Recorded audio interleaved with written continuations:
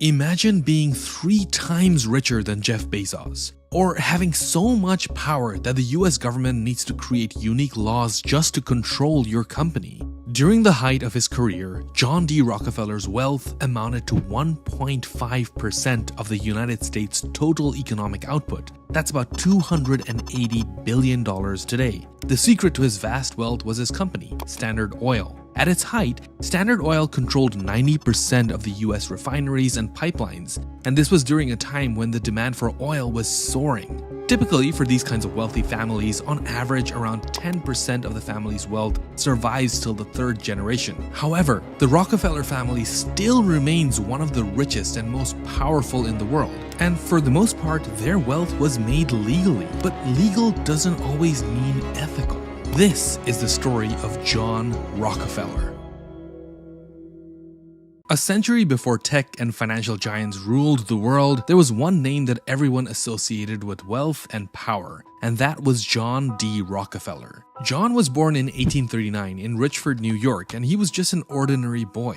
The fact that he would become one of America's most influential people was unpredictable because his father, William Avery Rockefeller, was not a great influence. You see, William was a con artist, and later he became a quack doctor, which meant that he sold homemade medicine that he concocted himself. But his real life was shrouded in mystery. He wanted to be successful, or at least give the appearance of success. You see, William paid great attention to his appearance, often dressing well to maintain an air of prosperity. And there were even rumors circulating that he was involved in a horse-stealing ring. So yeah, a pretty dubious character. So anyway, he moved his family frequently until 1857, when he settled in Cleveland, Ohio. John's father had bought them a comfortable house to live in. The city would become their permanent home and offer young John opportunities that he could never have found in the more established markets in the US East Coast.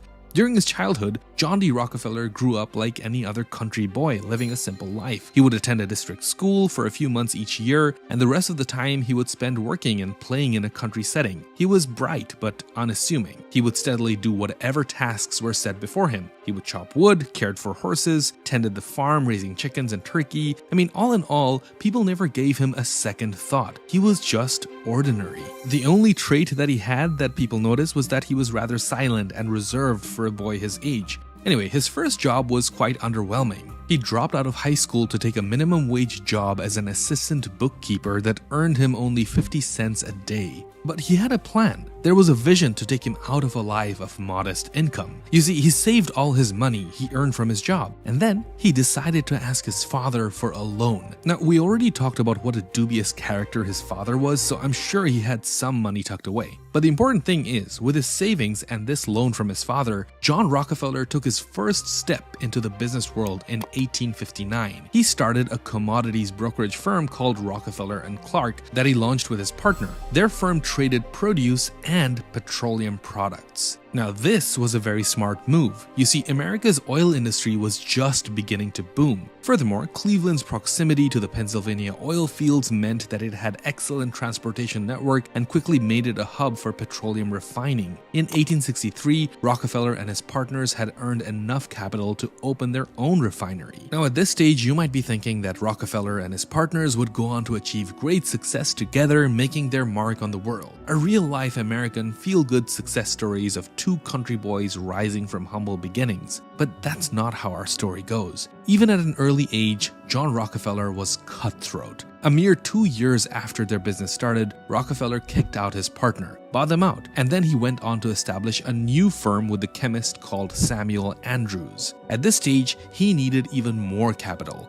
So he approached the millionaire Stephen Harkness. You see, Harkness invested $100,000 to become a silent partner, but on one condition. And that was that John would have to take Harkness's relative by the name of Henry Flagler as his partner as well. But this turned out to be a pretty good move. Flagler's organizational abilities and his creative business skills perfectly complemented Rockefeller's careful money management and strategic vision. Finally, a true partnership was built that would pave the way for Rockefeller's vast industrial empire. Now it's 1870. In just a few short years, Rockefeller had become a powerful young man sitting amongst Ohio's elites. But this was not enough for him. He wanted more. At only 31 years of age, Rockefeller incorporated the company that would make him the most inconceivably rich person and in many ways usher in the modern age of oil. You see, the company was called Standard Oil, and its tactics were brutal, and John ran the company ruthlessly. He had a strategy that would set him apart. You see, unlike his peers, Rockefeller's new company focused on oil refining. He chose this because this part of the industry boasted more stable costs than exploration and drilling. Rockefeller's obsession with cost saving and waste reduction was well known amongst his contemporaries. However, his ambition extended beyond just being efficient. He wanted to dominate. To achieve this, he invested heavily in research and development. He aggressively brought in the brightest minds and put them to work in what felt like iron-fisted engine rooms of his profit machine. Beyond R&D, Standard Oil consolidated labor in-house and expanded aggressively into markets looking for refinery byproducts. He even took on oil sites that others thought were worthless. For example, Rockefeller acquired fields in Ohio known to contain sour oil. Now, this oil was considered unusable due to its impurities, but Rockefeller knew that enough money put in the right place can solve any problem. This is where he turned to his well-established research team. They devised a method to remove the impurities, turning what was once waste into massive profit. So this approach, finding value where others saw none, became a hallmark of Rockefeller's rise to the pinnacle of the American industry. Now, this wasn't the whole story behind the Rockefeller success, because beyond shrewd tactics, he sought to dominate the market in almost the literal sense. He perfected the monopoly. He rapidly acquired smaller companies to expand his own empire, a strategy that forever shaped the future of American capitalism. In just the first 3 months of 1872, Rockefeller either bought out, shut down, or bankrupted 22 of his 26 Cleveland rivals. He was merciless in his approach. He offered what he claimed were fair market prices to struggling refineries. But in truth, the fact was that Standard Oil's underhanded tactics was driving them to bankruptcy. Standard Oil's sheer scale gave Rockefeller an unprecedented advantage. He negotiated exclusive railroad discounts by guaranteeing a massive shipment of 60 carloads of oil daily. These deals drastically cut his transportation costs. His rivals simply could not compete with him on such favorable terms. And things would have gotten even worse. Rockefeller's influence stretched even further when he backed the Southern Improvement Company. It was an open plan to fix transportation costs, yet the public was not in his favor. Public outrage quickly shut down the proposal. Despite his ability to sway politicians, Rockefeller learned that even the mightiest tycoon couldn't overpower the strength of a united public. And the public did not like him at all. His oil empire was infamous. He was often likened to an octopus with tentacles gripping not just the oil industry, but also steel, copper, shipping, state houses, and even reaching the highest offices of the US government. But even though he didn't have the public's favor, he was still dominating. By the late 1880s, Standard Oil's dominance was virtually complete. Standard Oil dominated 90% of American refineries. However, what John didn't recognize at the time was that his time in the sun was limited. This overwhelming monopoly, coupled with a scandal involving the Southern Improvement Company, put intense pressure on politicians. Facing re-election threats, they began finally passing antitrust laws and outlawing railroad rebates. It also didn't help that Rockefeller had a strict policy of avoiding the press, something that encouraged journalists to investigate Standard Oil even more deeply and exposing its underhanded tactics to the larger public. The public scrutiny and legal challenges continued to intensify. In 1911, the Supreme Court ruled that Standard Oil had violated the Sherman Antitrust Act. It led to the breakup of the company into 34 independent entities. Eventually, Rockefeller had to retire from daily operations at the age of 56, although he remained the figurehead as the president of the company. Now, ironically, this breakup was a blessing in disguise for Rockefeller. The intense pressure of running such a vast empire had taken a toll on his health. I mean, just picture a normal person in their mid-50s, and then compare it to how people described Rockefeller at that time. In her expose, journalist Ida Tarbell described Rockefeller as one of the saddest objects in the world. She noted how his alopecia had left him entirely hairless and pale. She could not help but remark that his physical change seemed to symbolize his perceived wrongdoings. Now, this is where I need to do some speculations. His ruthless way of managing his businesses, the way he put many people out of jobs, the way he brutally destroyed anything in his path to build his business, all of that played a role in his diminishing health. But I think this was also a turning point because at this juncture, we notice a change in his mindset as well. You see, now he started to focus on something profoundly different, and that was charity. This shift marked the beginning of the Rockefeller Foundation, which would become the cornerstone of John D. Rockefeller's legacy. Established in 1913 by John D. Rockefeller and his family, this marked a transformative shift in his business empire to philanthropy. The foundation was built on a substantial endowment and focused on three main areas: public health, education, and scientific research. Rockefeller's commitment to public health was especially profound. His financial support helped establish the University of Chicago and the Rockefeller Institute of Medical Research.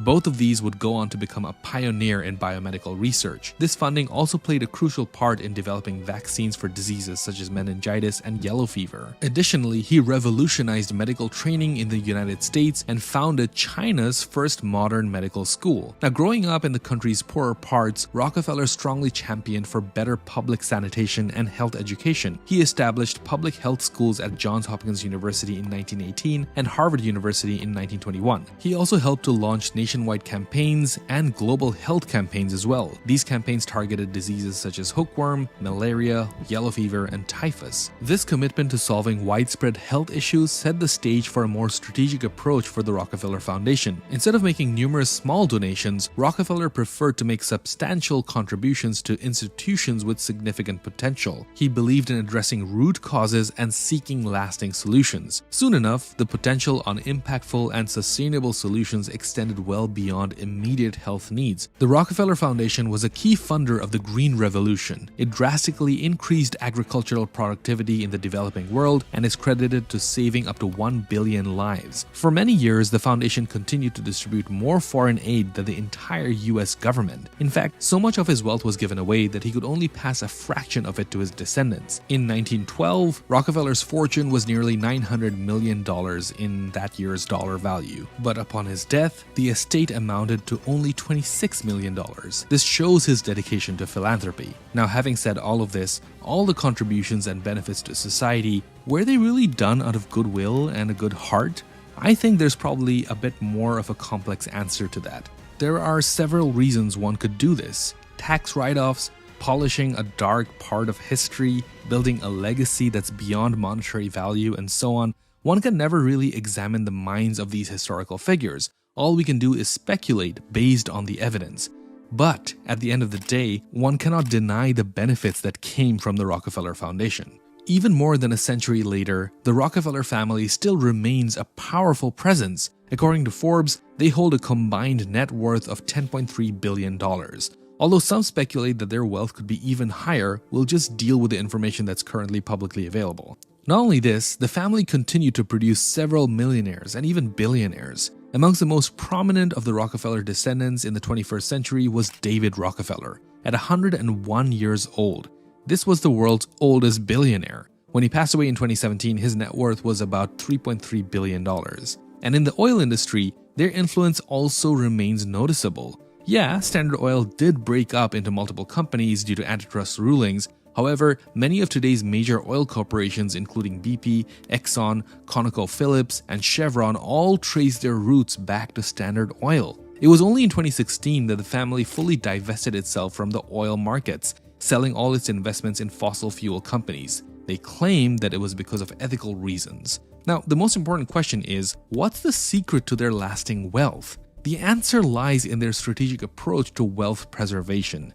You see, the secret to their lasting wealth had to do with the Rockefellers exploiting legal loopholes. To ensure their vast fortune endures through generations, the Rockefellers pioneered a concept of the family office. This is a full-service entity managing all aspects of the family's wealth, investments, and business dealings. And central to their wealth management strategy are irrevocable trusts. These trusts cannot be easily altered by their heirs. They serve to protect assets from taxes, lawsuits, and creditors. Additionally, the Rockefellers employ what is called a waterfall concept. It is a wealth transfer strategy utilizing permanent, tax-exempt, cash value life insurance policies. It's a mouthful, but to put it simply, It indefinitely postpones taxes on the transfer of wealth from one generation to the next. Let's take an example. Let's say that your grandparents take out a life insurance policy on each of their grandchildren. Now, as long as the grandparents own these policies, they can use these funds as they wish.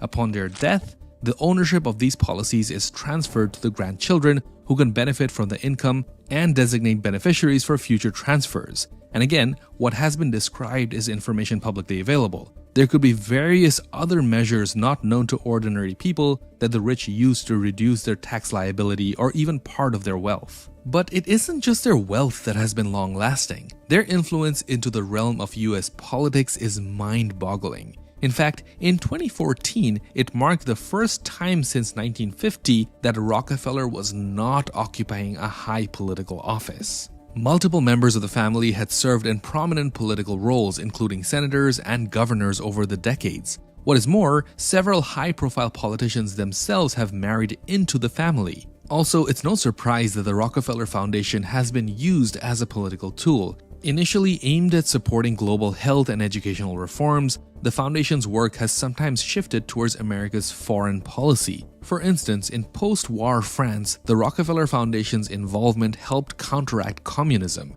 It played a role in influencing French economic and educational policies. This ensured France remained firmly in the sphere of America's influence. Now today, global policies continue to be shaped by the Rockefeller Foundation, alongside other major philanthropic organizations such as the Bill and Melinda Gates Foundation. Their initiatives range from health and agriculture to international partnerships. However, this often aligns with market-based interests. You see, through strategic positioning and substantial investments in global health and economic policies, the Rockefeller family maintains its formidable presence, shaping both domestic and international policies and platforms. It's no surprise that critics argue that these kinds of efforts often undermine international organizations such as the UN. They cited that these foundations shift the focus towards profit-centered solutions, corrupting global development strategies. And some might even say that their approach is borderline predatory. They've been accused of placing their employees in international organizations, and this is so that they can gain privileged access to scientific, business, and political elites. This strategy has led to a proliferation of global partnerships,